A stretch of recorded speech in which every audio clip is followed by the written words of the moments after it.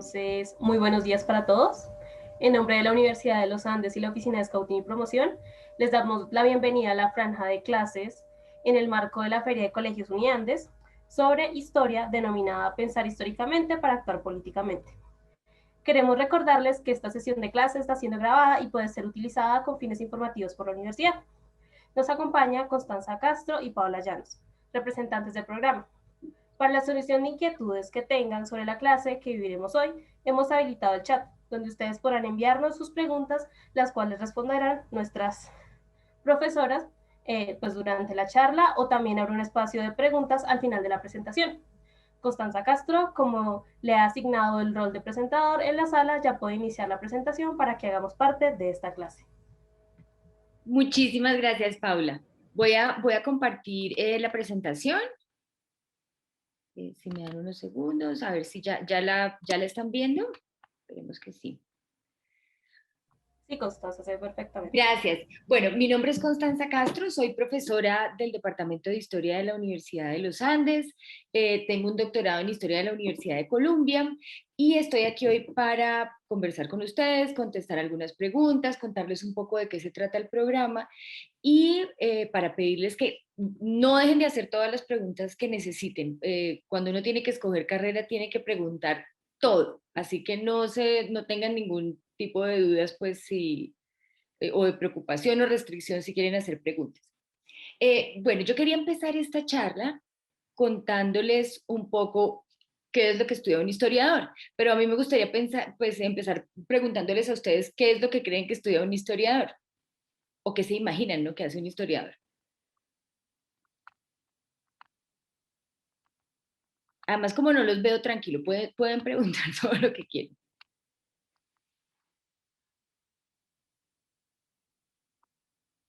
¿Alguna ideita? Pues estudia y analiza eventos históricos de manera para poder dar aportes sobre cómo se pueden ver esos eventos históricos ahora en la actualidad. Excelente. O sea, la idea es mirar eventos del pasado, pero siempre parados en el presente. Esa es una definición perfecta, ¿no? Y eso es lo que nos indica es que eso sirve para algo en el presente, ¿cierto? No es una cosa que se queda por allá atrás y que es como eh, interesante, bonito, pero que no sirve en el presente. La idea es que sí, obviamente la historia tiene que servir en el presente. Entonces, ¿qué estudia un historiador? Y la pregunta que uno se haría para responder eso es, empezamos, digamos, habría que empezar por preguntarse cómo es que uno estudia el pasado, ¿cierto? O sea, un historiador se supone que estudia el pasado. Entonces, ¿cómo estudia uno lo que ya no existe? ¿A ustedes se les ocurre pensar cómo hace uno para estudiar lo que ya no existe? Y no pensando pues en los libros, porque los libros de historiadores pues son los que los historiadores producen, pero ¿cómo los producen? ¿Cómo hacen para sacar esa información? ¿De dónde la sacan? ¿Qué hacen? Si todo lo que ellos estudian ya pasó y seguramente muchos de sus personajes están muertos. Entonces, ¿cómo hacen? Buscan como una línea, tal vez empezar a investigar desde algún punto que tengan hechos y seguir de ahí escarbando como en la historia y viendo qué ha pasado y qué llegó como para que llegaran esos hechos. Exactamente. ¿Y se les ocurre como por dónde empezar? O sea, si ustedes tuvieran que hacer una investigación sobre, no sé, la independencia de Colombia, pero no en los libros, porque pues los libros son los que ustedes se supone que van a hacer cuando sean historiadores, ¿no? Sino, ¿cómo por dónde empiezan? ¿A dónde van? ¿Qué buscan?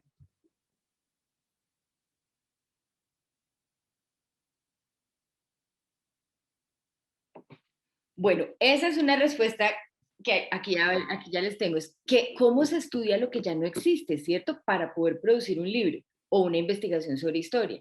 Entonces hay muchas, lo que los historiadores llaman fuentes, así como los periodistas hablan de sus fuentes, que son quienes les dan la información, los historiadores pues también usan fuentes. Lo que pasa es que las fuentes de los historiadores son fuentes históricas, es decir, que nos llevan al pasado, tienen que ser fuentes del pasado.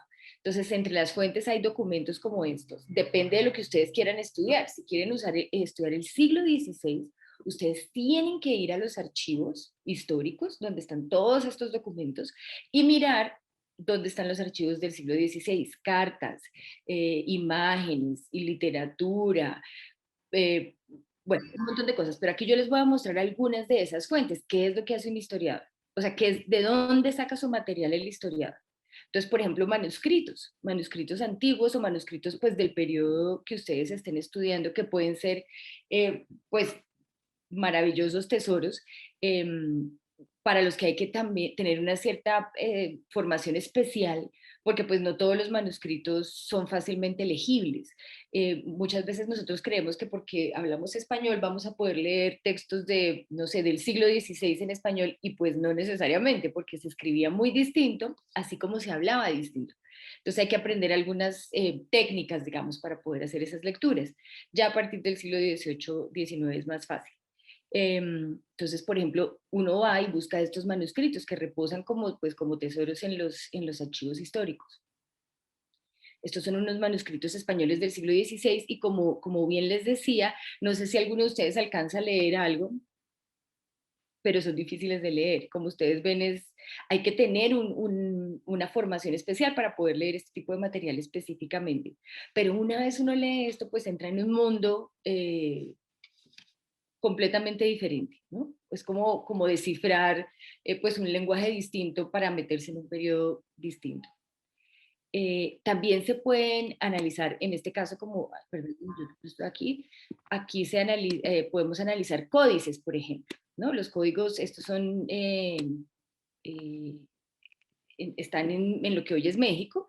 Este es conocido como el mapa de Ecatepec, Huitziltepec, y muestra la información genealógica y la propiedad territorial de una familia indígena en lo que hoy es León, desde 1480 hasta 1593. Estamos hablando entre el siglo XV y el siglo XVI, donde hoy es Puebla y Oaxaca. Entonces, si ustedes ven esta imagen, ustedes lo que van a ver aquí es algunas personas, algunas, digamos, divisiones territoriales, pero quienes saben de esto, lo que nos pueden decir al ver solamente esta imagen es cómo estaba organizada esta familia, cómo se transfirieron las herencias, cómo era la vida entre una familia, entre los indígenas entre el siglo XV y el XVI.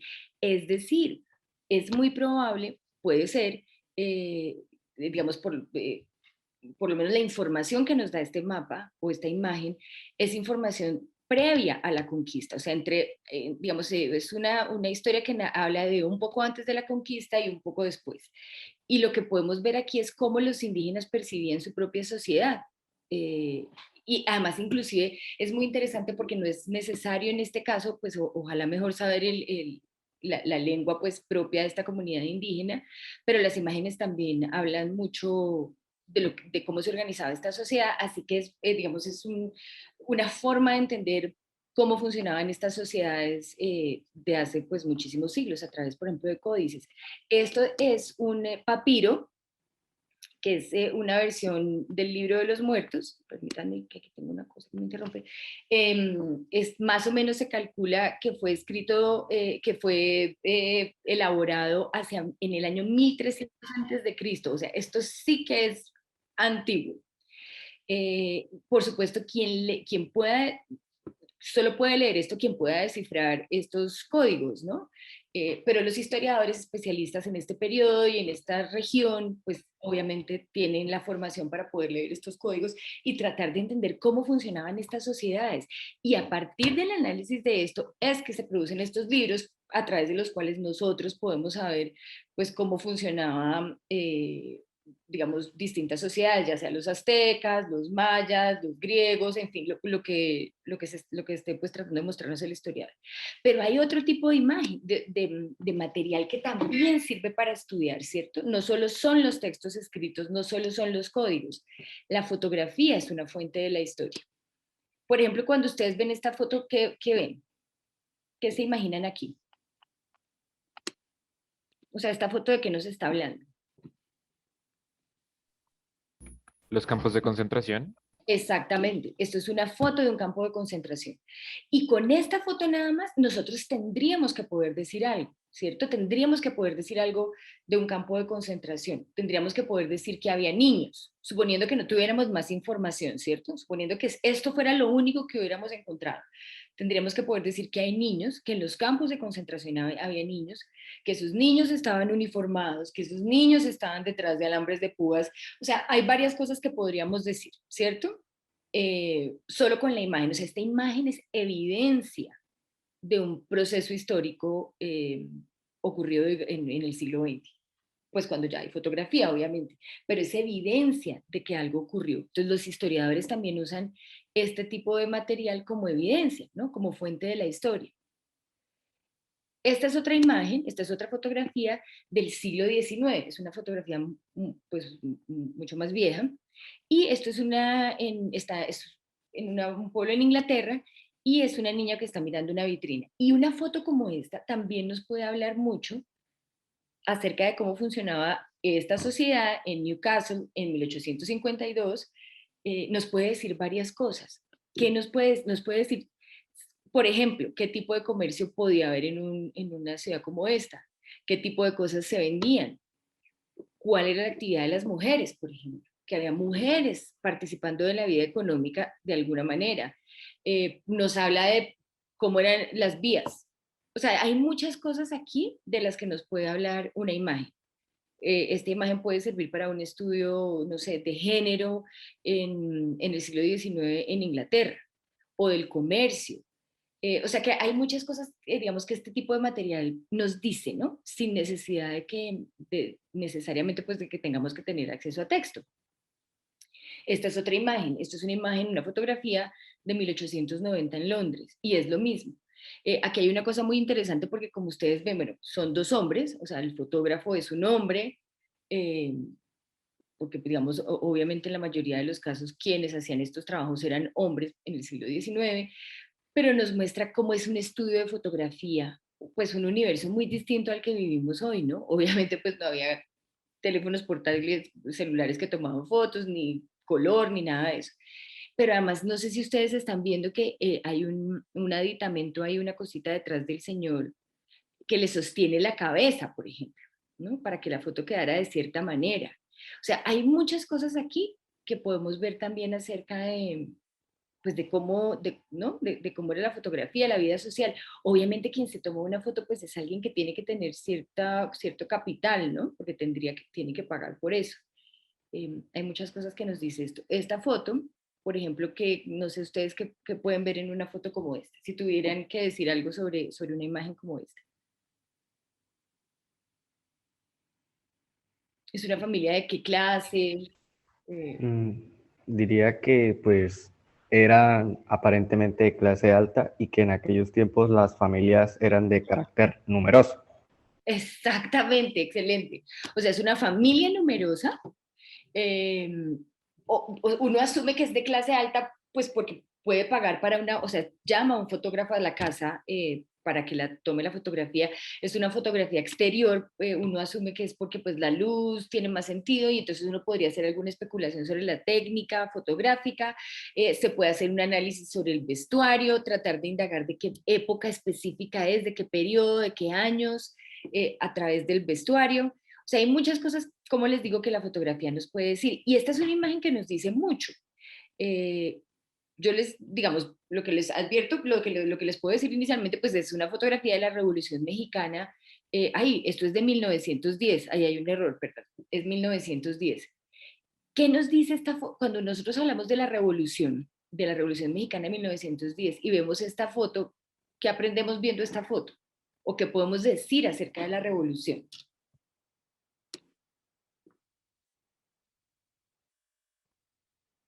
Que era una revolución armada y también participaban niños y mujeres. Exactamente. O sea, nada más esta imagen nos dice un montón de cosas que son interesantes. Primero, por supuesto que era una revolución armada, pero que además esta no era una revolución solamente de hombres mayores, digamos, sino que había niños que participaron de esta revolución y mujeres, ¿no? Y el papel de las mujeres, por ejemplo, en la Revolución Mexicana fue muy importante y hasta hace poquito empezó a escribirse sobre eso.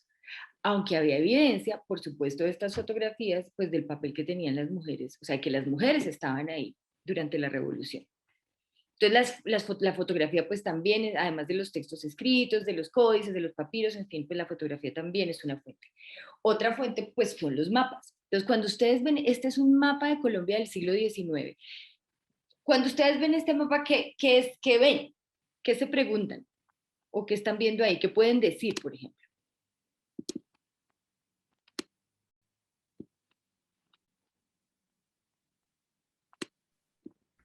Es un mapa antiguo de más o menos Sudamérica. Supongo yo que esto es Colombia. Uh-huh. Pero es una Colombia distinta, ¿cierto? Es una Colombia que es distinta a la que nosotros nos conocemos hoy, ¿no? O sea, el mapa pues tiene como... Podríamos decir entonces que esa sería como la organización territorial que había en aquel entonces de Colombia y sus países vecinos. Exactamente. Tú eras el que tenía la mano levantada, espérame que alguien levantó la mano y no identifiqué, creo que eras tú, ¿cierto? Ah, perdón, no sabía que tenía que levantar la mano para No, no, hablar. no, no, Era, no hay problema, no hay problema, puedes hablar sin levantarla, sino que es que vi una manito por ahí. Ah, soy yo, perdón. Y entonces, ¿tú qué ves aquí? Pues primero se puede ver un cambio geográfico en el territorio colombiano, como podemos ver con Panamá. Y digamos, en el cambio del siglo XIX al siglo XXI, podemos ver que ya son dos países distintos y ya, pues es el cambio más significativo que se dio.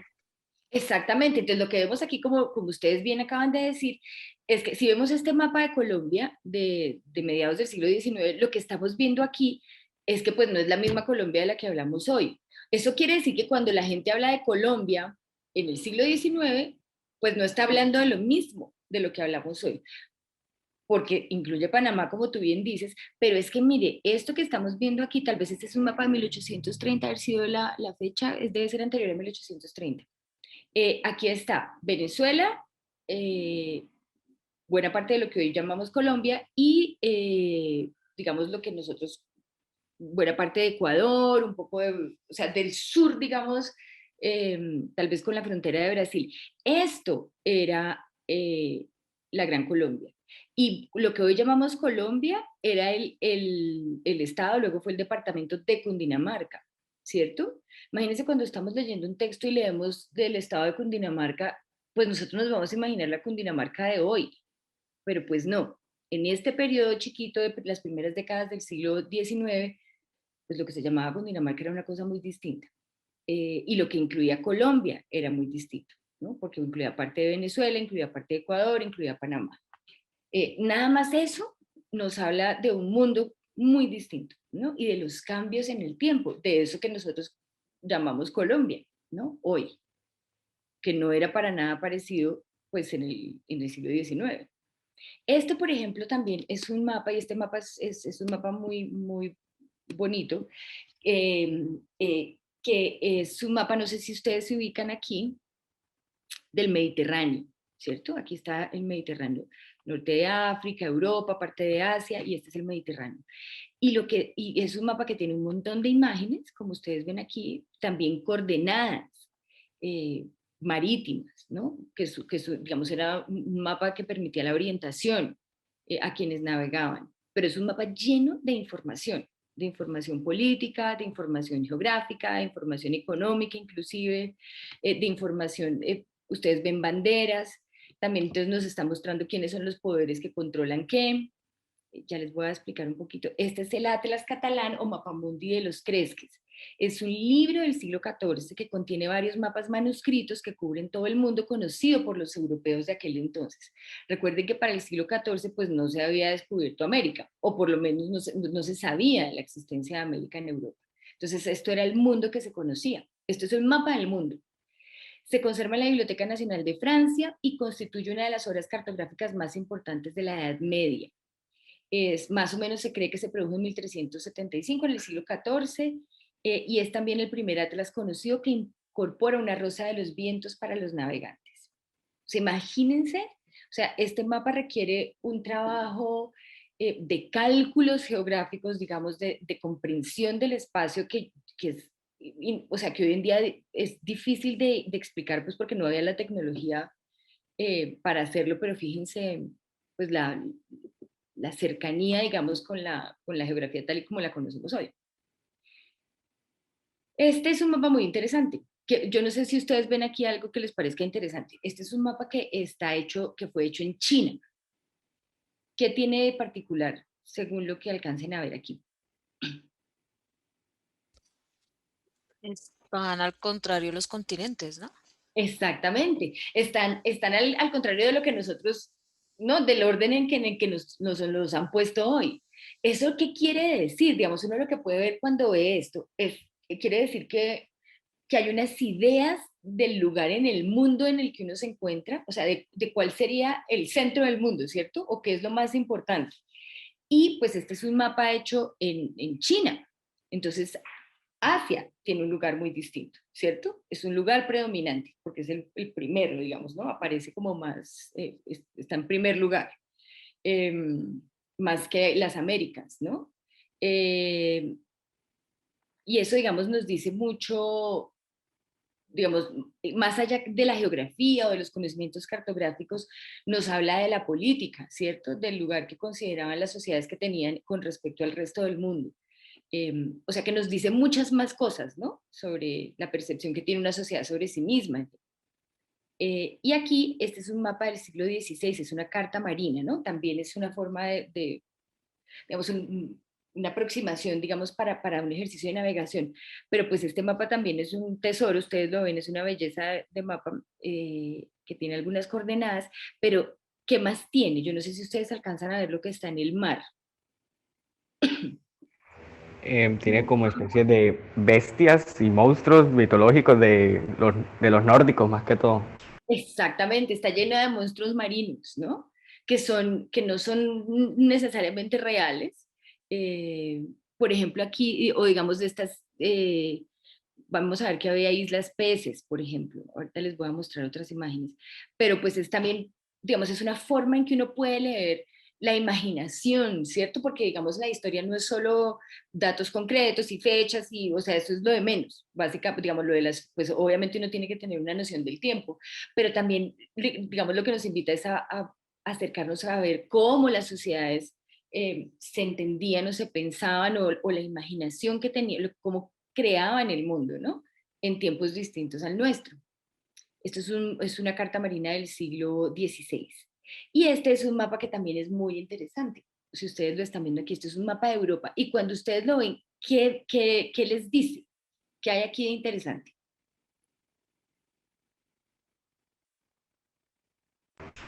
Pues lo interesante aquí más que todo es la aparentemente reina que hay en Europa. Se podría decir entonces que Europa para los europeos era lo más importante que había en el mundo, supongo yo. Exacto. Primero es femenina, ¿cierto? Es una reina, ¿no? Es femenina. Pero además es muy interesante porque ¿dónde está la cabeza de la reina? En España. En España. O sea, hay, digamos, todo esto lo que nos permite ver de nuevo, como los mapas anteriores, es como cuál es la, digamos, la imaginación de quien hace estos mapas. Claro, por supuesto, este mapa pues no pretende ser un mapa real territorial, ¿cierto? Es un mapa más simbólico y más político. Que nos está mostrando dónde se cree que está el poder, o sea, el poder con respecto al Mediterráneo, por supuesto, con respecto al mundo, pero además en la misma Europa, ¿cierto? ¿Dónde se concentra el poder? Y eso digamos, hay muchas maneras de interpretar mapas como estos. Esa es una. Y este pues creo que es el último mapa que tengo para mostrarles, que también pues es un tesoro de mapa, es una belleza. Es un mapa francés, pues que obviamente es una representación, digamos, mucho más simbólica de lo que significa cada país, ¿no? En este mapa. Digamos, como una cierta mapa del carácter, ¿cierto? De la sociedad. No sé si ustedes ven aquí, por ejemplo, España, ¿no? Entonces España es una mujer que está acostada fumando encima de Portugal. Aquí los turcos están fumando, no sé qué será. O sea, digamos, cada región tiene una representación, ¿no? Está representada de alguna manera. Y eso, pues, por supuesto, tiene un significado político. Pero ¿qué otra cosa nos sirve, por ejemplo, para aprender de historia? ¿Cuáles son las fuentes? Si nosotros, por ejemplo, pensamos, o sea, ya sabemos que hay documentos, documentos manuscritos antiguos, que hay mapas, que hay fotografías, que hay imágenes, pero también hay objetos, ¿cierto? Y nosotros podemos analizar los objetos porque los objetos también nos hablan de los cambios en el tiempo. Cuando miramos esto, por ejemplo, lo que estamos viendo aquí es gente aspirando tabaco. Y esto es una costumbre que más o menos desde el siglo XVI y tiene fines medicinales. Eh, lo que se hacía era que ¿cómo se dice? Se trituraba muy bien la hoja de tabaco, se ponía en unas cajitas y la gente la olía porque era pues se consideraba un remedio, ¿no? Era una cosa de salud al principio. Pero luego, en el siglo XVIII, se vuelve una moda. Entonces la gente más chévere y más a la moda, entonces decide que, pues, digamos, en vez de fumar cigarrillo o tabaco, lo que hacían era olerlo, aspirarlo. Y es una moda entre las élites. Y digamos, por supuesto, pues era público y la gente se reunía a hacerlo y por eso hay todas estas imágenes. Entonces hay muchas imágenes, ustedes ven esta señora, pues debe ser una señora de la élite, pero lo que vemos con los objetos, por ejemplo, digamos aquí vemos un marco muy fino que está mostrándonos, eh, digamos, donde se enmarca la imagen del tabaco, pero también, por ejemplo, hay estas tabaqueras, ¿cierto? Entonces uno se imagina que si uno se encuentra una tabaquera de plata o de oro o tallada en cuero o muy fina, pues estas actividades seguramente estaban ligadas con las clases altas. Y había muchas de estas, entonces uno puede encontrar tabaqueras que le hablan pues de quiénes eran los que usaban estos aditamentos. Lo mismo que se haría en nuestro mundo contemporáneo. Si nosotros nos dejaran varios objetos por ahí, seguramente nosotros podríamos identificar a qué clase pertenecen, probablemente quién los usa, en qué circunstancias, en qué sociedades, o tendríamos que adiestrar nuestro ojo pues para saberlo. Y esta era la forma en que se usaba. Entonces, mire, hay esta cosita que está aquí abajo, el raspador, se ponía ahí la hoja y eso se hacía así, y entonces ahí se molía el café, perdón, se molía el tabaco, se hacía más finito. Pues. Lo mismo, eh, esta otra cosita que es que este rodillito también servía para moler el café. Eh, y aquí hay una descripción en la literatura, o sea, ustedes podrían hacer una historia sobre el uso del tabaco en el siglo XVIII, digamos, a partir de estos objetos y de pronto de la literatura. Entonces aquí, por ejemplo, hay un textico que dice eso. El dandy quedó al parecer tan fascinado por la serie de requisitos para sorber el polvo del tabaco que fue costumbre que cada lechuguino, y uno tiene que averiguar entonces qué es esto, que cada lechuguino rayara su propio rapé y con esta finalidad tenía que llevar consigo un equipo considerable. El rollo de tabaco duro conocido como carote, el rallador de madera y la cajita de tabaco de la tabaquera rapé. Eso en los equipos sencillos. Había un alfiler para limpiar el rallador, una cucharita para tomar el polvo de la caja, un sedazo para filtrar el polvo y hasta una pata de liebre para limpiarse la nariz.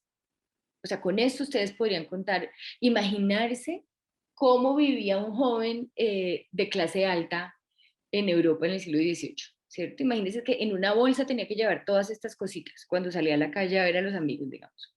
Entonces esto nos habla pues de estas sociedades. Pero también podemos hacer historia mirando la arquitectura, ¿cierto? Las construcciones, los edificios, de qué nos hablan, qué diferencia hay entre esta catedral, o si pensamos que esta catedral en Milán fue construida entre 1386 y 1965. Imagínense todos digamos, las capas superpuestas de técnica que hay en esta catedral. O sea, la tecnología que hay en el siglo XIV y la tecnología que hay en el siglo XX. Y la catedral nos habla de todo este tiempo, o este tipo de construcciones, ¿no? O sea, en este tipo de construcciones no solamente vamos a ver los materiales, sino la distribución en el espacio, la forma en que están organizadas, qué hay en el interior, cómo se organizan, y eso nos puede hablar sobre las relaciones sociales, sobre la familia, o sea, digamos que los objetos y el mundo material también nos hablan mucho de la historia. Esto pues por supuesto nos habla de un tipo de sociedad que vive en unas condiciones específicas y que probablemente estas condiciones hacen que establezcan unas relaciones sociales específicas también. Cartas privadas, O sea, muchas correspondencias privadas, muchos libros se han hecho a partir de correspondencia privada, ¿cierto? Cartas que se encuentran en los archivos y uno puede pues averiguar la vida de un montón de personas a partir de estas cartas. La prensa, por supuesto, es una de las fuentes más importantes para un historiador. Uno puede leer prensa, pues, toda la que quiera desde el siglo XIX hasta hoy, sobre todo en los archivos está todo, toda esta prensa, pues, para el caso colombiano. La publicidad nos habla mucho de los cambios en el tiempo, ¿cierto? Cuando empezamos a ver publicidad sobre refrigeración, ¿cierto? Sobre electricidad, pues estamos hablando de unos periodos específicos en que esto aparece. Y qué es lo que se dice, qué es lo que se privilegia, pues nos dice mucho del tiempo. Y aquí no sé ustedes qué ven aquí. Entonces, en la primera imagen, pues estamos viendo que las mujeres empiezan a ser retratadas, digamos, en la publicidad, ¿no? Entonces aquí hay unos ganchitos de pelo, super clips, ¿no? Pues nos habla de la moda. Y en la segunda, no sé si ustedes ven lo que hay aquí, es una mujer, dice, es una mujer en esta imagen que dice, se acabaron los surcidos en las medias del hombre. ¿Qué nos dice esta imagen? Si ustedes tuvieran que hacer un análisis.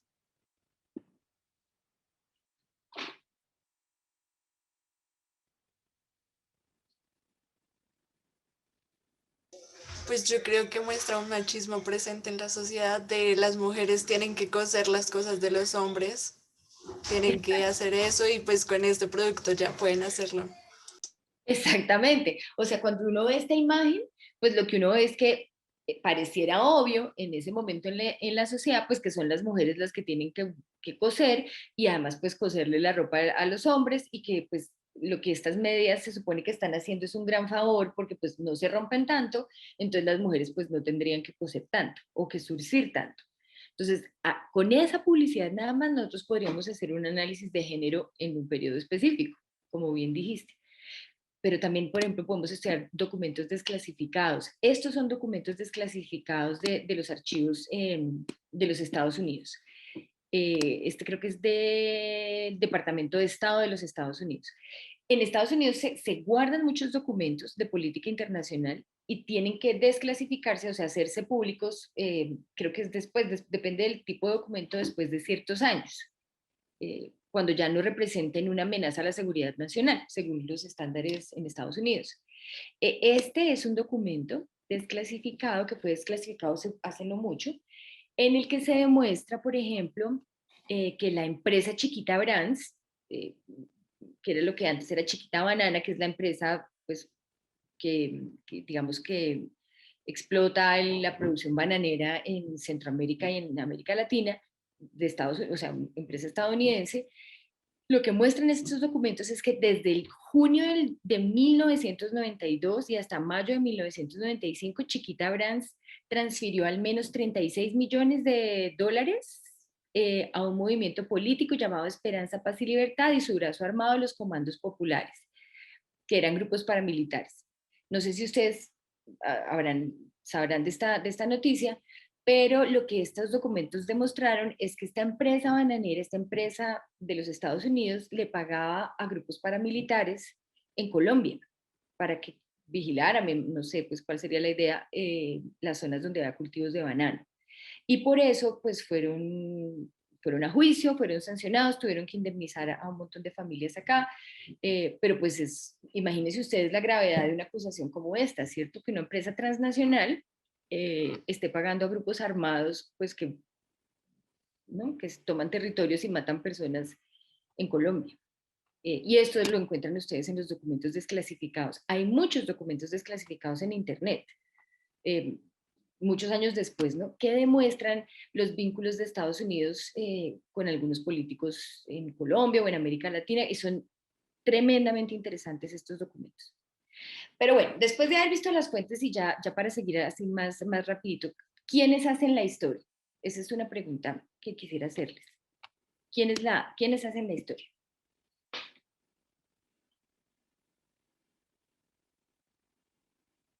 Pues yo creo que el pueblo es el que hace la historia, las personas normales del día hacen la historia.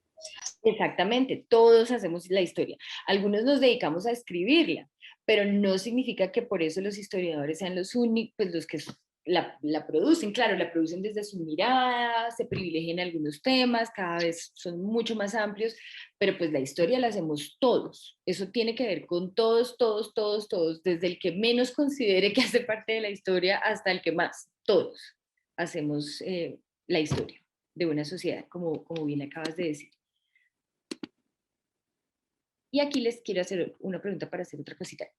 A ver, ustedes, con lo que acabamos de decir, ¿ustedes pueden darme un ejemplo de algo histórico? Pues digamos, en este momento lo que más está vigente es la pandemia y todo lo que hemos vivido las personas a través de esta, tanto los gobiernos como cada persona individualmente. Exacto, la pandemia puede ser, seguramente pues es un evento histórico, lo está haciendo hoy y lo vamos a recordar así en el futuro, si es que salimos pronto de esto, claro. Pero, ¿qué más? Otro ejemplo, la pandemia es un ejemplo perfecto, ¿qué más? Algo histórico que se les venga a la cabeza.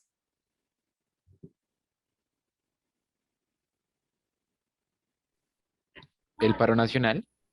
El paro, por ejemplo, el paro. El paro es algo histórico, por ejemplo. Sobre todo ahora, particularmente en pandemia y pues en estas condiciones pues, de reforma fiscal, y en fin, eso habla de lo que está pasando en este país. Es histórico el hecho del paro y el hecho por el que el paro ocurre, ¿cierto? Pero yo les quiero hacer una pregunta además de esto que me han dicho, que está muy bien. Pero uno tendría que pensar que si todos hacemos historia, ¿cierto? Todos, todos, todos nosotros, pues aquello que consideramos histórico, pues tendría que ser también todo, ¿cierto? Todo lo que ocurre en el pasado. Digamos, no solamente los hechos grandes y no muy visibles, sino cualquier cosa, ¿cierto? Y todo esto es lo que nosotros en historia llamaríamos pensar históricamente, y es decir, bueno, ¿cómo es que todo tiene que ver con el cambio en el tiempo, ¿cierto? No solamente fenómenos los más visibles. Lo que uno podría decir es que todos los fenómenos sociales son históricos, es decir, que están siempre cambiando. Y voy a darles un ejemplo. Quiero que se imaginen una playa. Así, cierren los ojos en sus casas con este frío, los que están en Bogotá, pues, e imagínense que están en una playa por unos momentos de felicidad.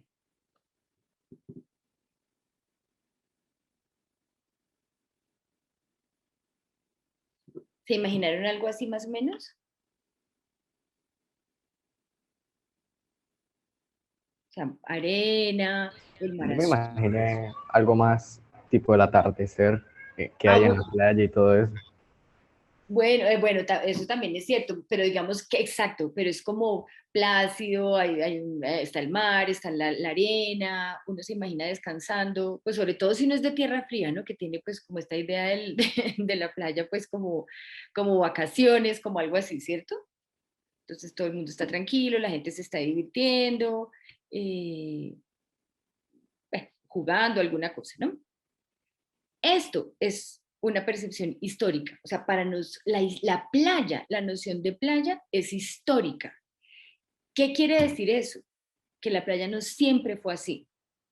O sea, cuando algo es histórico, es que algo ha cambiado, ¿cierto? Ha cambiado en el tiempo. No tienen que ser solo eventos políticos grandes, no es histórico solamente la independencia o la Revolución Francesa, no. La playa es histórica. ¿Por qué es histórica? Porque ha cambiado en el tiempo. Entonces yo les voy a mostrar cómo era una noción de la playa o del mar antes. Estas son imágenes del siglo XVI. Y si ustedes recuerdan los mapas que vimos hace un ratico, había un mapa de los monstruos marinos, ¿cierto? Este es un mapa del siglo XVI en el que se tiene una idea del mar, pues porque el mar era lo desconocido, pues aún lo es, ¿no? Pero un poco menos. Pero digamos en ese entonces, pues no existía la posibilidad de haber imaginado nada, ¿no? Del mar. Entonces el mar era este universo ajeno, desconocido, peligroso, imaginado como lleno de monstruos terribles que eran imposibles de dominar. Esta es una imagen del siglo XVI. Esta es una imagen del siglo XVI también, de esos imaginados monstruos marinos, ¿no? O sea que hay muchos de esos imaginados monstruos marinos, como ustedes los pueden ver. Además, muchos de estos monstruos se imaginaban, se pensaban como pues gigantescos. O sea, el mar era un sitio aterrorizante, miedoso. Muchos, por ejemplo, existía la idea de que las islas, algunas de las islas del mar eran animales, ¿cierto? Que solo se les veía un pedacito de la parte de arriba, pero que eran animales. Entonces, ustedes imagínense enfrentarse al mar, subirse en una embarcación y enfrentarse al mar, imaginándose que inclusive las islas de un tamaño enorme podían ser animales monstruosos. Esto es una imagen del siglo VI, ¿cierto? Mencionan numerosas islas, pero los libros e historias de los europeos hablan de una misma, que es la isla Pez, que no tiene vegetación y que a veces aparecía y desaparecía, pues porque el pez se movía, ¿no? Entonces, esa era la idea. Estos son otros de los monstruos marinos. Esto es del siglo XVII, o sea, son imágenes, imagínense la cantidad de siglos que pasan, ¿no? Del siglo VI hasta el siglo XVII aquí, imaginándose pues todos estos monstruos en el mar. Lo que quiero decir con esto es que si uno se imagina que existen todos estos monstruos en el mar, pues uno no se va y se asolea, pues qué delicia en bikini en la playa, ¿no? Esa noción no existe porque pues produce mucho temor, pero además de eso, con el ejemplo que acabo de dar, pues tampoco se consideraba, no estaba bien visto, pues quitarse la ropa para irse a una playa, ¿cierto? Entonces la gente tenía que tener un montón de ropa y pues, ¿qué va a tener de placentero irse uno con un montón de ropa pesada y mojada pues a estarse en la playa? Era mal visto, además tampoco existía la idea de contemplación del mar. Nosotros tenemos esta idea de que como es de bonito sentarse frente al mar y verlo, ¿cierto? Hay una noción de contemplación, pero esta noción es muy moderna, es más o menos del siglo XVI, moderna en el sentido, pues, empieza más o menos en el siglo XVI, ¿no? La noción del individuo introspectivo, que se puede sentar frente al mar a pensar, ¿no? Eso también es una noción histórica. O sea, los seres humanos no existía esta noción de individualidad o de introspección siglos antes, ¿no? Entonces, la noción siquiera de sentarse a contemplar el mar, pues era inexistente. Entonces, esa noción de playa, la playa que nosotros tenemos en nuestra imaginación, es la que nos ha correspondido a nosotros en nuestra época, digamos, histórica y desde hace un tiempo ya, pues, que será un siglo y medio tal vez, pero no más, ¿cierto? Entonces, de hecho hay libros sobre la historia de la playa. O sea, hay muchas cosas sobre las que se puede escribir que son consideradas históricas. Entonces, ¿qué es lo que hace la historia? Estudia el cambio, ¿no? El mundo cambia constantemente y entender el cambio en una sociedad permite interpretar el mundo, entender por qué ocurre este cambio y los mecanismos que lo impulsan, además de su importancia. Eso quiere decir que las personas que estudiamos historia sabemos que las cosas no han sido siempre como son hoy. O sea, parece obvio, pero no es tan obvio, ¿cierto? Nada, absolutamente nada de lo que vemos a nuestro alrededor es hoy como fue antes. Y todo eso es sujeto de interpretación. Y esos cambios también nos hablan de cómo cambian las ideas en la sociedad, quiénes tienen acceso a derechos y quiénes no. Y esto por eso, digamos, el título de esta charla, ¿cierto? Porque tiene que ver pensar históricamente con actuar políticamente, ¿no? ¿Qué es lo que permite la historia? Y esta es una palabra que se usa mucho en la historia y es desnaturalizar lo que es histórico, ¿cierto? Cuando uno desnaturaliza lo que es histórico, lo que está haciendo es diciendo es que esto no ha sido siempre así, ¿cierto? Esto no ha sido siempre así. Y como no ha sido siempre así, tampoco tiene que ser de aquí en adelante así. O sea, como muchas de las cosas que nosotros creemos hoy que son así, pues seguramente en unos años no lo serán. Entonces, los hechos sociales no son estáticos, cambian los derechos, cambia lo que consideramos justo, cambia lo que se considera propiedad, incluso cambia lo que se considera bello.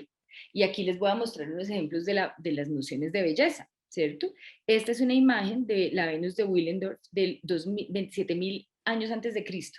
Esta es la belleza, considerada belleza 27.000 años antes de Cristo, que es una belleza muy distinta, por ejemplo, a la de la Venus de Botticelli, que es del siglo XV, ¿cierto? Es una belleza, pues que digamos se acercaría más a nuestros patrones de hoy, pero tampoco tanto, ¿cierto? Porque cada sociedad tiene sus patrones de belleza, sus estereotipos, sus rigideces y con ellas sus violencias, ¿no? Esta es una imagen del siglo XV de una Venus que es considerada pues, un símbolo de belleza. Aquí tenemos una imagen de Marilyn Monroe en 1950. Esta es una noción de belleza mucho más contemporánea de 1950. Y al lado está una modelo muy, muy famosa en los años 60 que se llamó Twiggy. Y ustedes pueden ver, por supuesto, que la noción de belleza entre los 50 y los 60 cambia de manera dramática. Y cambia con respecto a la que tenemos hoy, ¿cierto? O sea, la belleza tampoco es estática. Lo que nosotros creemos que es bello no siempre es lo que se considera bello en una misma sociedad o en un mismo periodo. Bueno, no sé si para todos esto es bello, pero me imagino que hoy en día hay una idea que acerca esto a lo que podría ser bello hoy, que es muy distinto a lo que veíamos antes. Pero pero la belleza obviamente no cambia solo en el tiempo, sino también culturalmente, ¿cierto? Estas son mujeres de cuello de jirafa en Birmania, y esto es un símbolo de belleza, ¿cierto? Tener estos cuellos largos. Entonces a las mujeres se les enrolla el cuello en estos alambres desde que son chiquitas, desde que son niñas, de tal manera que el cuello sea pues muy, muy largo. Y obviamente pues estas mujeres no se pueden quitar esto ya después. Para nosotros probablemente esto no sea bello, ¿no? Para nuestra cultura o los ojos occidentales.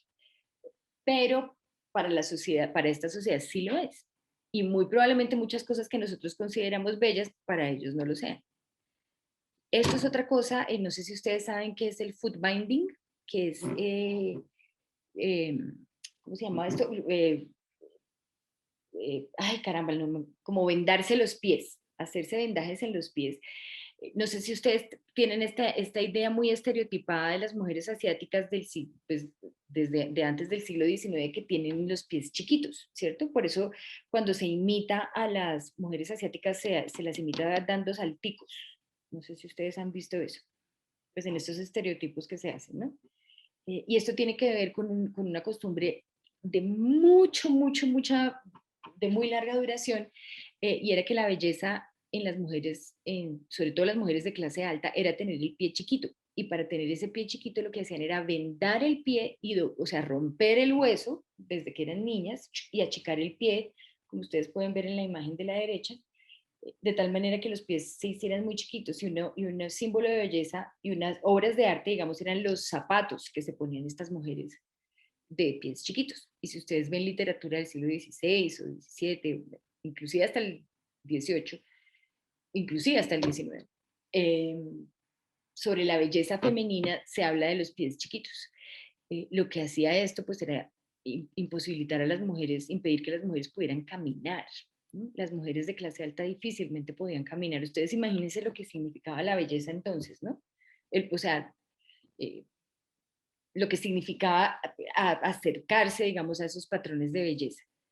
Y nosotros vemos esto y decimos, pues, que es algo seguramente impresionante, pero habría que ver, pues, qué hacemos nosotros en nuestra propia cultura que no vemos porque estamos en esa cultura. Y esto, digamos, la historia también nos lo muestra, ¿cierto? Es cuando vemos la diferencia, también aprendemos a preguntarnos sobre nuestra propia diferencia, ¿no? Las diferencias que hay dentro de nuestra propia cultura. ¿Qué es lo que digamos, o sea, que cuando uno ve esto, ¿qué ve? ¿No? ¿Qué ve del otro? ¿Qué ve de otras sociedades? ¿Qué ve en el cambio, los cambios en el tiempo?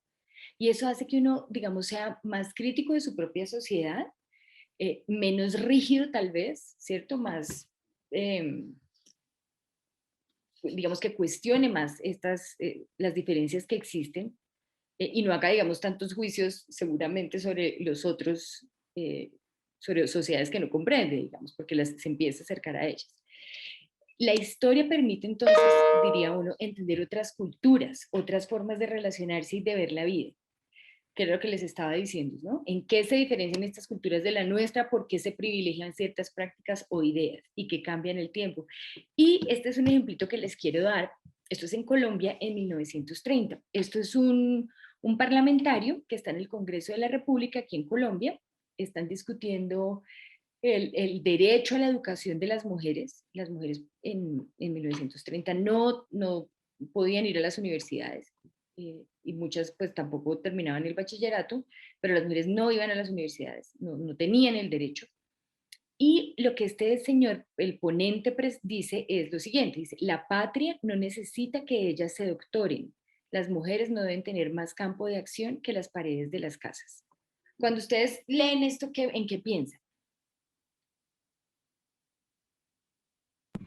Que él piensa que las mujeres son ciudadanos de segunda, o sea, no los considera iguales, sino inferiores. Uh-huh. Y en el tiempo, exactamente, y eso qué les dice del paso del tiempo. Que todo se ha alcanzado a través de luchas y que nada es gratis, que todo, o sea, que lo que tenemos y a donde llegamos es porque otras personas lo han alcanzado por nosotras y también por nosotros. Exactamente, de acuerdo totalmente. O sea, estas cosas no se logran así nomás, ¿no? Digamos, uno tiene que, o sea, las sociedades están constantemente luchando para que muchas de estas cosas cambien. Y esto lo que nos dice es que en esta época, pues mucha gente pensaba que las mujeres no estaban capacitadas para estudiar, para ir a la universidad, por ejemplo, ¿cierto? Hoy en día, estoy seguro que ninguna de las personas que están en esta reunión pensaría lo mismo.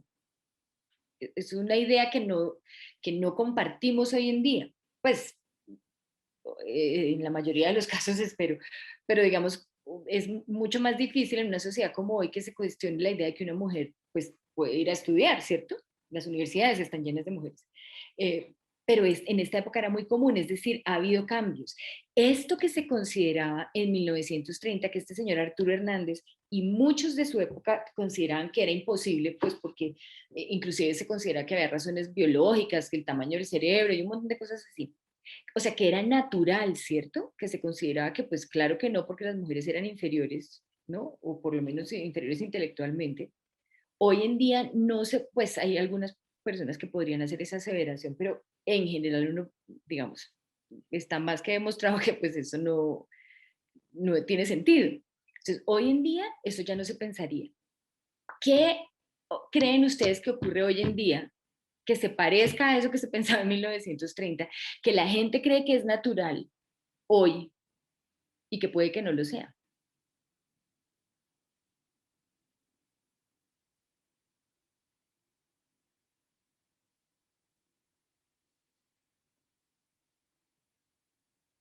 ¿Alguna diferencia, alguna restricción, personas que se supone, o sea, no sé si ustedes, imagino, ustedes debieron haber estudiado esto en sus colegios cuando, obviamente, en la época de la conquista y por mucho tiempo después, la esclavitud estaba sostenida en la idea de que los negros no tenían alma, ¿cierto? Que eran inferiores porque no tenían alma.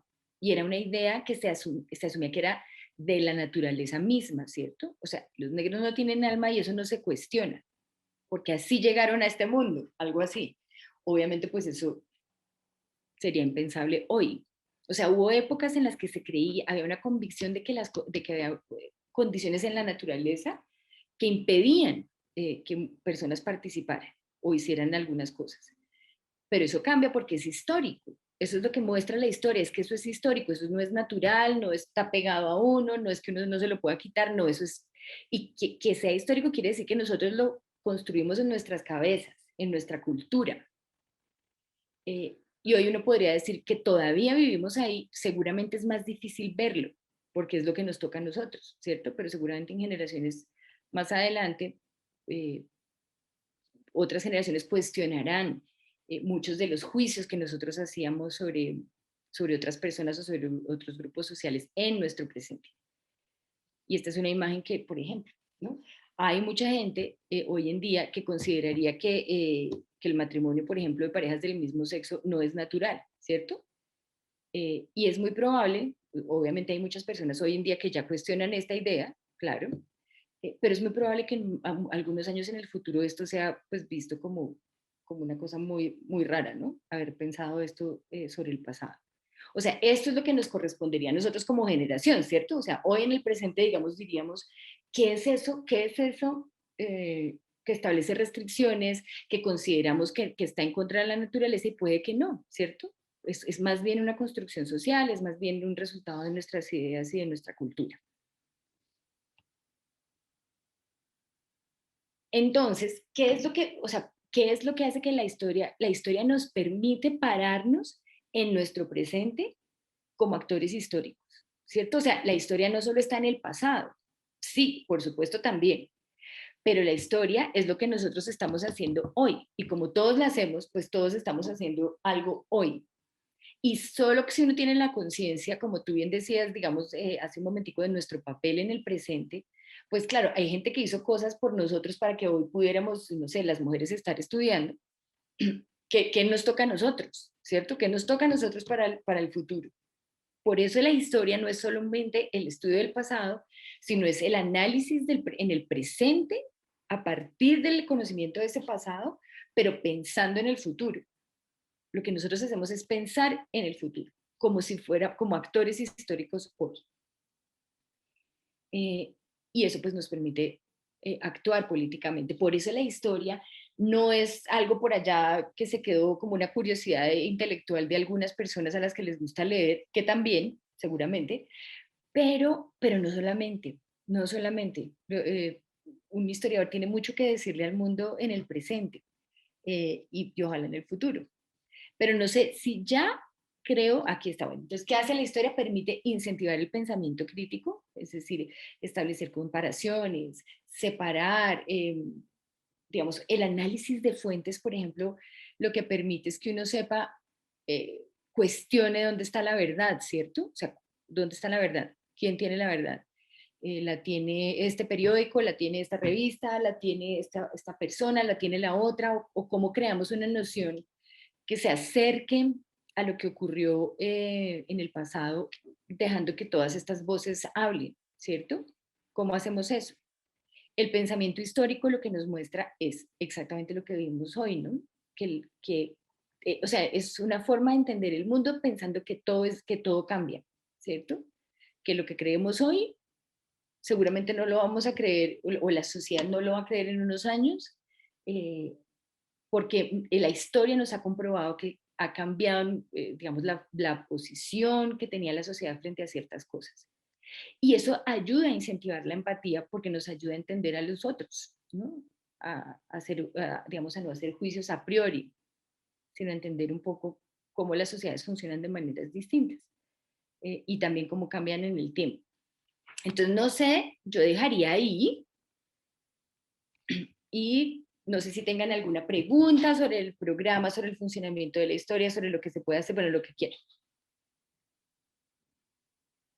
Creo que tenemos unos 10 minuticos todavía. Yo, pues en historia se hacen muchas investigaciones, pues como por la naturaleza de la profesión. En la universidad facilitan como la búsqueda en los archivos. Yo sé que en este momento hay muchos archivos digitales a los que uno puede entrar libremente, pero como en la búsqueda de los temas que uno necesita, dependiendo de lo que uno ve en la materia, ¿la universidad facilita eso? Pues digamos, bueno, en este momento pues todo está muy fregado, ¿no? Digamos que ir a los archivos es difícil, pero claro que sí, o sea, digamos, la idea es que si se necesita, tú dices facilita, es como que puedan entrar, como que puedan tener acceso. Sí, también porque hay muchos archivos que en este momento donde uno quiere entrar o muchas páginas, como no páginas, sino lugares donde uno te encuentra esos tipos de archivos y como uno no puede entrar porque como no es una institución o algo, entonces como que la universidad lo facilita.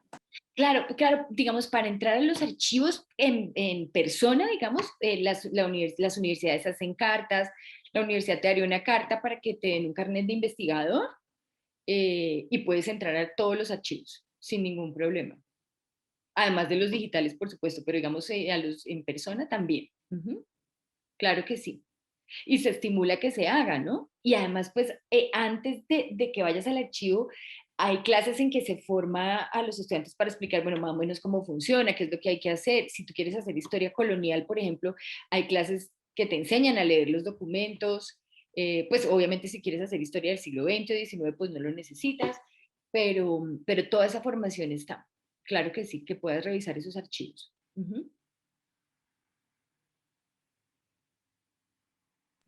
Gracias. Con gusto. ¿Qué otra cosa se les ocurre? ¿Qué se imaginan haciendo ustedes si son historiadores? Ahora les pregunto yo. Pues a mí me Pues, o gustaría, sea, dale, habla tú. no, tranquila, listo, tranquila. Lo mío es boa.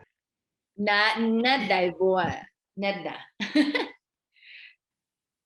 Pues a mí me gustaría enfocarme en el periodismo. Me gusta mucho desde un punto histórico, tal vez algo feminista, porque me gusta mucho y me siento muy identificada con eso. Y pues eso.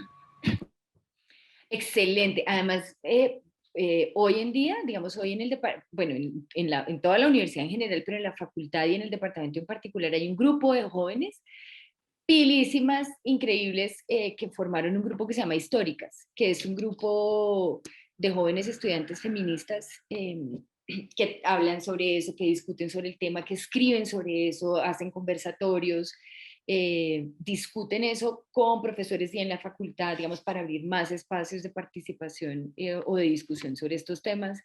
Es un grupo buenísimo, excelente, de jóvenes historiadores que miran esto desde la historia también, ¿no? Pues desde el presente, son muy activas, pero además desde la historia. Eso es lo que me gustaría hacer más que todo, entonces gracias. Perdóname que no...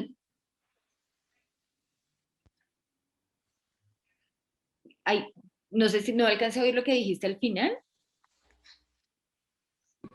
Que a mí me gustaría enfocarme en eso y que gracias por la información, que eso Ah, sí. también me parece importante. Y en la universidad también hay un centro de estudios de periodismo, que es el CEPER, y muchos estudiantes hacen doble programa, ¿no? Entre historia y periodismo. Es muy chévere. Y el de periodismo, que está, donde está el CEPER, hay una maestría en humanidades digitales, o sea, que es una que tratan digamos, porque claro, muchos historiadores seguimos haciendo libros y escribiendo porque nos interesa, pero también trabajamos en formatos distintos. Entonces, por ejemplo, en el departamento hay gente que hace cómic, trabajos digitales, ¿no? Ahorita dentro de poco un profesor del departamento va a sacar un libro digital, pues completamente virtual de historia y del arte. Se hacen podcasts, talleres con comunidades, muchos se escriben en prensa, o sea, hay muchas cosas que los historiadores están haciendo ahora para hablar con públicos más amplios y con tecnologías distintas y metodologías distintas. Como te digo, pues hay gente que hace novelas gráficas, por ejemplo, también. Yo tengo una pregunta y es que siendo historiador, ¿a qué campos laborales podría uno acceder, por llamarlo de alguna manera? Pues mira, hay muchas cosas que se pueden hacer. Pues digamos, así como las más obvias es que pues enseñar, o sea, te puedes dedicar a enseñar historia, que es un trabajo precioso, me parece a mí, pues yo soy profesora y me parece un trabajo increíble.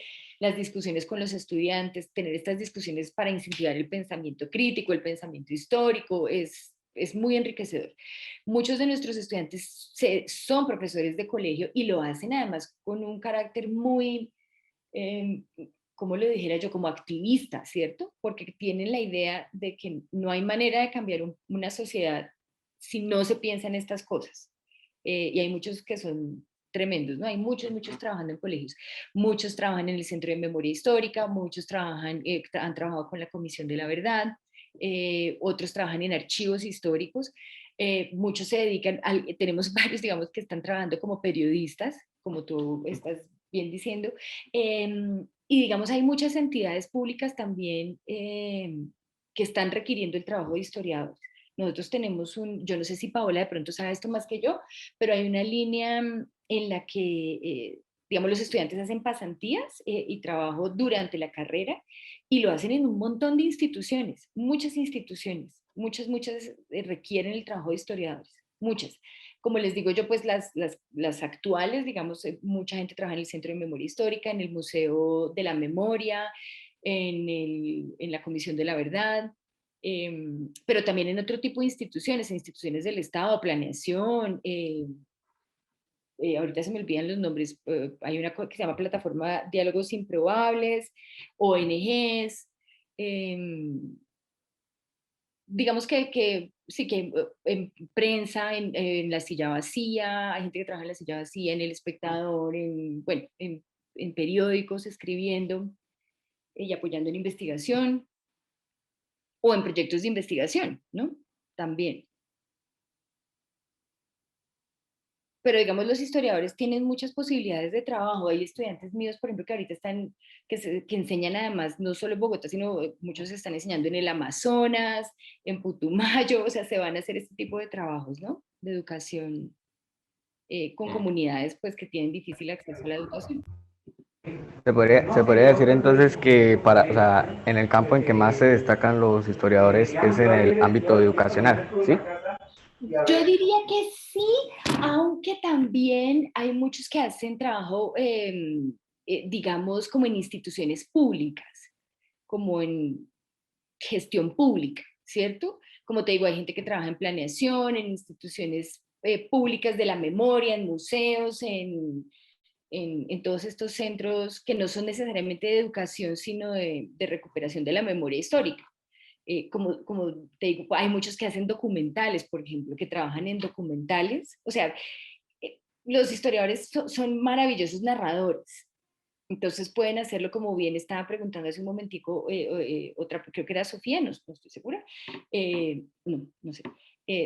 Si pueden ser periodistas, muchos se dedican a escribir, a narrar, a hacer narrativa de no ficción, por ejemplo.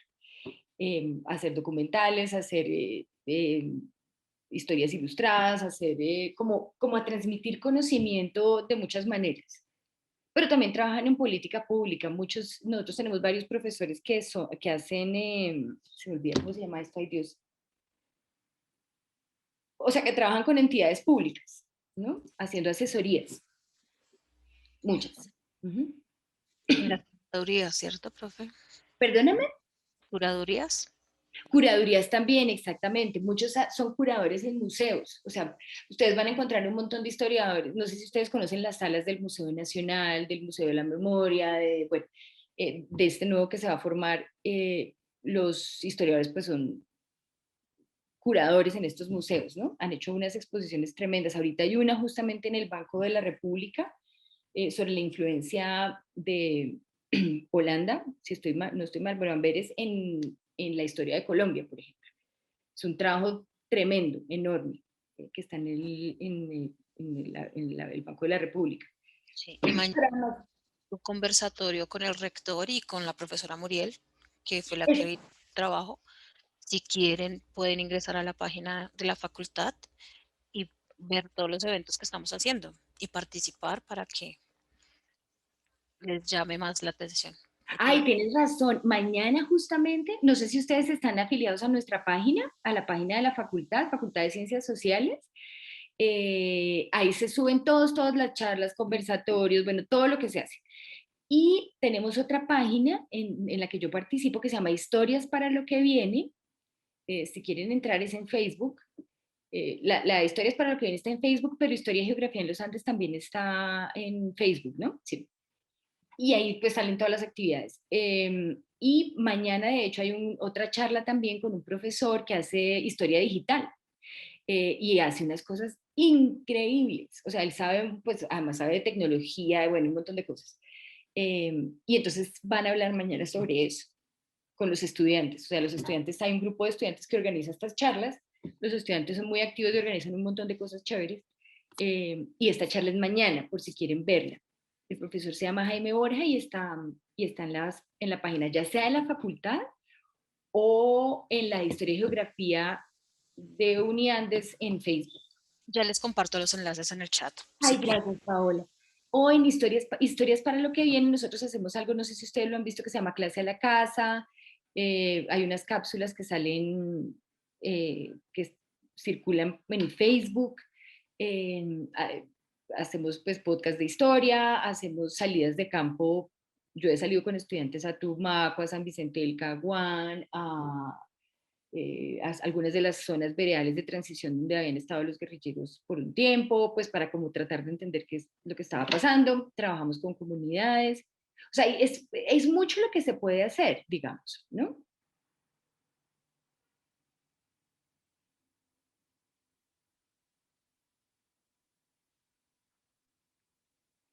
No sé qué otra pregunta tienen.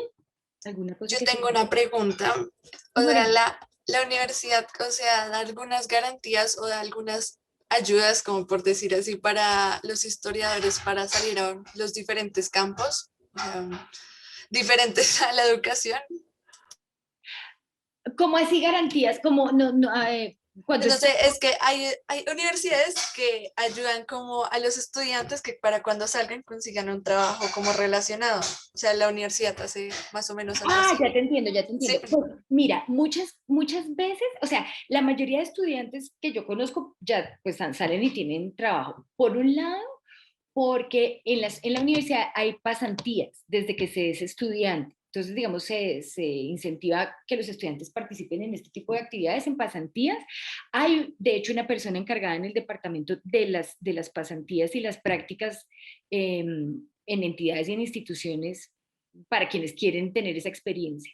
Entonces, desde que son estudiantes, muchos estudiantes participan en esto. Entonces, trabajan en organizaciones, inclusive fuera de Bogotá o aquí, donde no, se ubican en esas instituciones, trabajan en esas instituciones por un semestre o dos, lo que consideren, y muchas veces, digamos, esto se convierte en su trabajo en el futuro.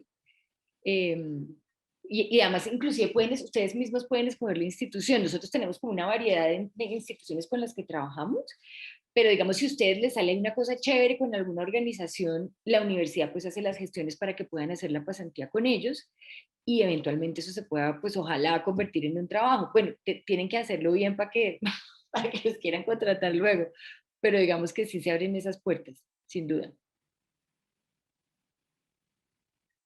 Además, participamos en muchas cosas. El semestre pasado hicimos un trabajo muy grande con la Comisión de la Verdad, por ejemplo. Hicimos foros, seminarios, una cátedra, y hay muchos estudiantes en este momento trabajando con la Comisión de la Verdad, formalmente.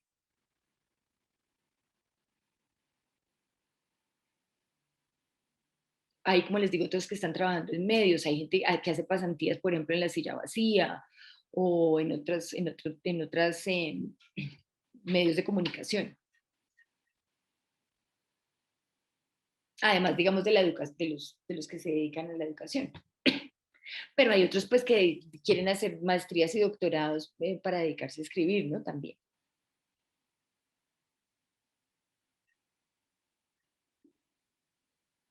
¿Algo más? ¿Otra pregunta? Aprovechen.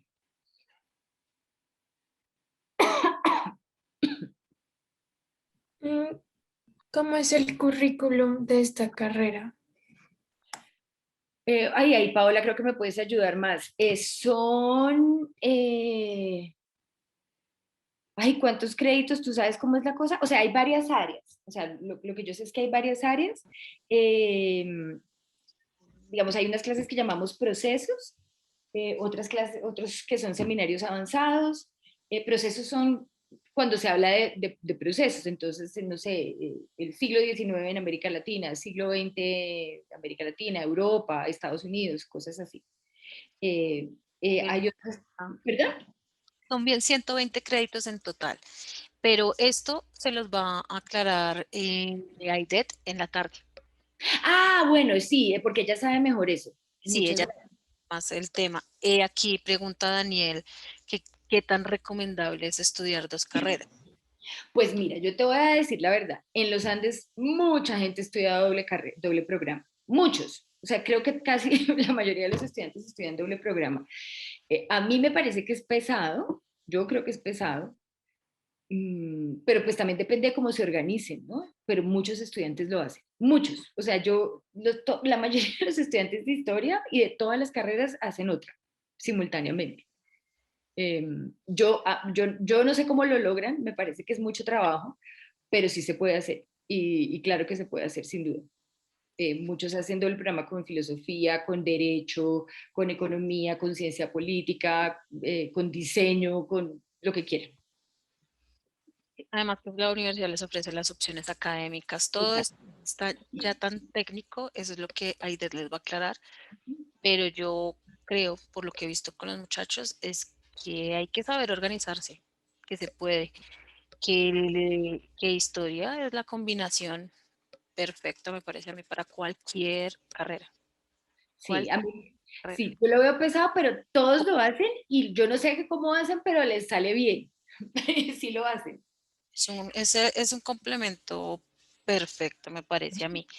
Se les recomienda que miren los programas de la facultad, porque por el mismo plan de estudios tienen la posibilidad de homologar varias materias, entonces tal vez por no es tan pesado como dice la profesora Constanza, pero pues no es obligatorio que sea con nosotros, ideal para nosotros que sean todas de la facultad. Pero pues sí es bueno. Los muchachos lo hacen y si Sí. vienen lo hace tantos años es porque Sí, y lo hacen y sale bien, y yo me imagino que, y por supuesto eso da, digamos, más posibilidades laborales, ¿no? Sin duda. ¿Tú estás interesado en hacer una combinación con qué, por ejemplo? Pues es que a mí, aparte de historia y todo eso, también me ha gustado mucho lo que es la biología últimamente en estos últimos 2, 3 años. ¿Me hago entender? Entonces quería ver esa posibilidad. Y sabes que hay una cosa muy chévere, y es que en el departamento de historia hay un grupo de profesores especializados en historia de la ciencia, en historia social de la ciencia. Eh, de hecho, algunos de ellos estudiaron ciencias antes, ¿no? O matemáticas o biología, o sea, tienen un conocimiento ahí, digamos, en esas áreas, en las áreas científicas. Es una combinación muy bonita. De hecho, muchos estudiantes de ciencias exactas o de medicina o de biología, o bueno, toman estas clases grandes que se dan en historia por estos profesores que te digo que tienen un pie en biología y en ciencias naturales y otro pie en historia. Y es un grupo de profesores muy chéveres. De pronto, si te interesa, son Mauricio Nieto, Camilo Quintero, son como también está Santiago Muñoz, y también hay gente que hace historia ambiental digamos, que en algunos casos, pues digamos, no se meten exactamente en las minucias de la biología, pero hacen historia ambiental, que son Claudia Leal, Sean Van Ausdal. Hay un trabajo muy chévere en el departamento de gente que se dedica como al mundo natural. Y otra cosa que tiene el departamento muy bonita y es que es un departamento que está unido con geografía. Es historia y geografía al tiempo. Geografía es maestría, ¿no? Es la maestría de geografía. Pero hay geógrafos, profesores en el departamento. El director del departamento hoy en día es un geógrafo que es el más experto en hacer salidas de campo. Está Andrés Gull, creo que no hay una persona como él que sepa pues del mundo natural, digamos, desde la geografía. O sea que es una combinación muy chévere. Y hay un grupo grande de profesores interesados en estos temas.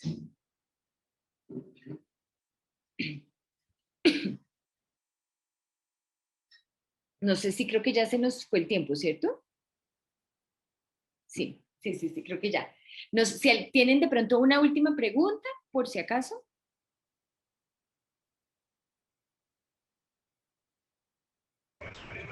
Solamente quería saber si en algún momento se podría volver a repetir este tipo de ferias, eventos, voy a llamarlo de alguna manera, porque la verdad hoy me vi interrumpido varias veces durante esta sesión para las preguntas y todo ese estilo de cosas. Entonces, para saber. No sé, tú sabes, Paula, la verdad, no sé. Pues digamos, nosotros vamos a tener a su disposición las grabaciones de todo esto y pues cualquier cosa también ahorita les voy a compartir un correo al cual pueden realizar sus preguntas pues para que les queden un poco más claro luego de pues haber revisado la grabación. Pero, ¿saben qué les recomiendo yo? Yo no sé si Paola, voy a ponerlo aquí. Una cosa se llama, voy a ponerles Historias para lo que viene. Es una de las páginas en Facebook. Hay otra que es Historia y Geografía. Se llama así, ¿cierto, Paola? Uniandes, no sé, bueno. sí, profe, igual dejé los enlaces también aquí en el chat para que los muchachos nos visiten y participen de todas las actividades que estamos Y haciendo. nosotros tenemos 3 franjas en la que se muestra lo que se hace. Son los coloquios de historia. En esta semana, no sé si esta semana, si tú me corriges la fecha, hay una invitada internacional que va a hablar sobre un libro buenísimo que acaba de salir en Estados Unidos sobre el cultivo de marihuana y la relación con la política nacional. La charla se llama Marihuana Boom, tiene que ver con el libro, que esa va a salir en Historia y Geografía o en la página del departamento. 6 de mayo. Mañana tenemos el café, una charla que se llama la Bagatela, creo que se llama esta franja de charlas que son organizadas por los estudiantes, que son buenísimas. Mañana se va a hablar con este profesor que les digo que hace humanidades digitales. Tenemos otras que son mesas redondas. La última fue sobre que llamamos Historia y Geografía en Acción.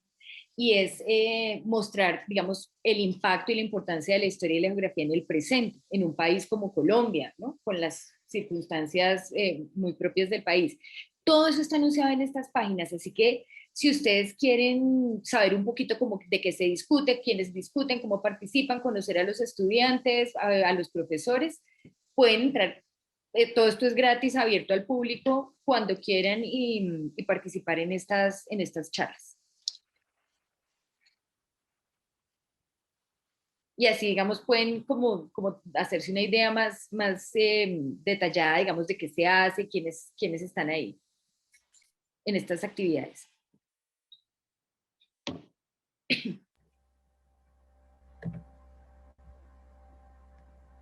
Listo. Y hay otra que es la página Faciso, que es Facultad de Ciencias, aquí les estoy escribiendo. Ahí está, en la facultad también se sale toda la información que hay en el departamento. Pues no sé si hay alguna pregunta, pero creo que ya estuvo, ¿cierto? Bueno, les agradezco muchísimo a todos. Cualquier duda, no dejen de escribirnos, ojalá se animen y aprovechen la sesión de esta tarde para los asuntos más operativos, más administrativos que Aide sabe perfectamente eso.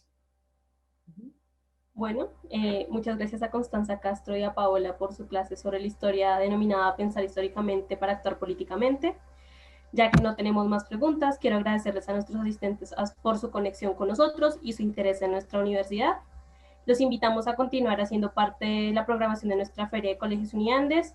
En el sitio web que les dejaré en el chat, próximamente la Oficina de Scouting y Promoción estará dejando en este mismo sitio los videos de las diferentes clases realizadas de nuestro evento. Recuerden que también pueden remitirnos sus preguntas o inquietudes al correo infopostgrados@uniandes.edu.co. Continúen disfrutando de las actividades de la feria y no olviden la charla de apoyos financieros en la cual invitamos a que hagan parte con sus papás. Muchas gracias a todos y pues bienvenidos a la Universidad de los Andes.